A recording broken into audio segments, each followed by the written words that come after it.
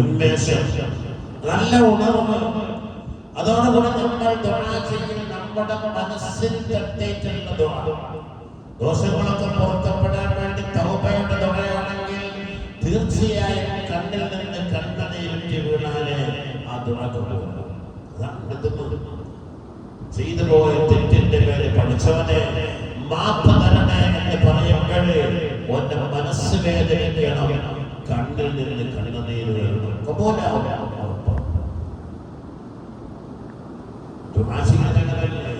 നിങ്ങൾ കരയണം. കരച്ചിൽ വരുന്നില്ലെങ്കിൽ എങ്ങനെയെങ്കിലും ഉണ്ടാക്കി കരയണം.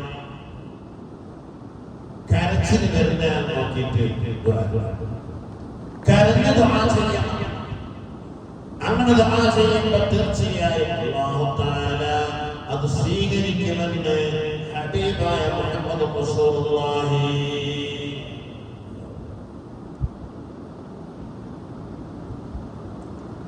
അല്ലാഹു തആല തൗഫീഖ് ചെയ്യട്ടെ. അല്ലാഹു തൗഫീഖ് ചെയ്യട്ടെ. ആമീൻ.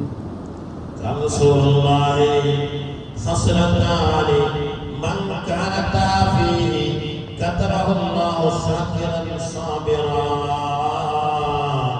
دين إلى من هو فوقه فاقتدى به في دنياه إلى من هو دونه فحمد الله على ما تفضل به.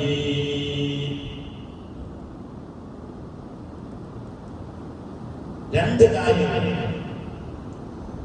മൻ കാനത ഫീഹി, ഈ രണ്ട് കാര്യങ്ങൾ, ഈ രണ്ട് സ്വഭാവം ആർക്കെങ്കിലും ഉണ്ടായാൽ കതബല്ലാഹു ശാകിറൻ സാബിറ, അവനെ നന്ദിയുള്ളവനായും ക്ഷമിക്കുന്നവനായും അല്ലാഹു രേഖപ്പെടുത്തും.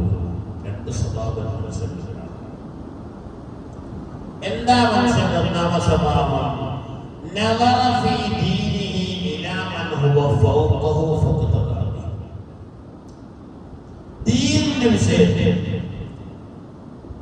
ഞാൻ സുബ്ഹിക്ക് പള്ളിയിൽ ജമാഅത്തിന് പോകുന്നതാണ്.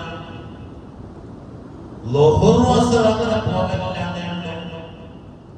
മഗ്രിബ് ഇശാഅൊക്കെ ഞാൻ നിർത്തിയിട്ട് പോകലുണ്ട്.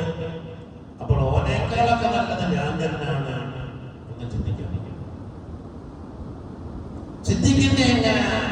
എനിക്ക് ളുഹുർ അസ്ർ കിട്ടുന്നില്ല, 5 വക്തിനും പോകുന്നവനേക്കാൾ മോശക്കാരൻ തന്നെയാണ് ഞാൻ. ഓൻ 5 കിട്ടും, എനിക്ക് 3 കിട്ടുന്നുള്ളൂ. ദീനിന്റെ വിഷയത്തിൽ അമല് നമ്മളെക്കാൾ കൂടുതൽ ചെയ്യുന്നവരിലേക്ക് നോക്കുകയും അത് ചെയ്യാൻ പരിശ്രമിക്കുകയും ചെയ്യുന്ന സ്വഭാവം നിങ്ങൾക്കുണ്ടെങ്കിൽ അവൻ ശാകിറാണ്.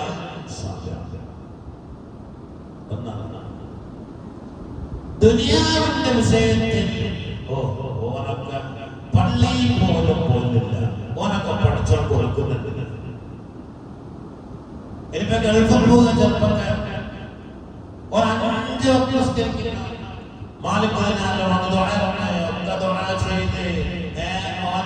ഓന്റെ കൂടെ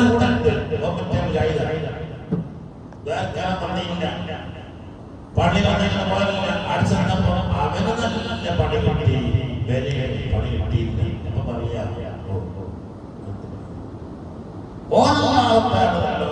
കൊടുത്തു, എനിക്ക് കിട്ടി. അങ്ങനെ പറയാൻ പാടില്ല. ഈ ദുനിയാവിന്റെ വിഷയത്തിൽ അവനേക്കാൾ താഴെയുള്ളവരിലേക്ക് നോക്കണം. എന്നിട്ട്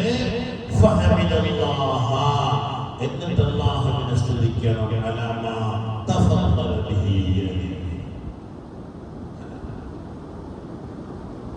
ഞങ്ങളുടെ തൊട്ടടുത്ത വീട്ടുകാരൻ വലിയ കച്ചവടം പഠിച്ചവനെ അവർക്കൊക്കെ ഇങ്ങനെ കൊടുക്കുന്നുണ്ട്, ലിഖിത തരാത്തത്.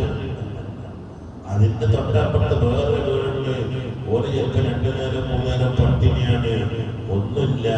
അവിടുത്തെ നോക്കിയിട്ട് പറയാ പഠിച്ചോളെ ഇങ്ങനെ ഉണ്ടാക്കി തന്നല്ലോ, അൽഹംദുലില്ലാഹ്. ഓലമാതിരി കഷ്ടപ്പെടുത്തിയില്ല. അതാ അപ്പോഴാണ് സാധ്യമാവുക എന്ന് ഹബീബായ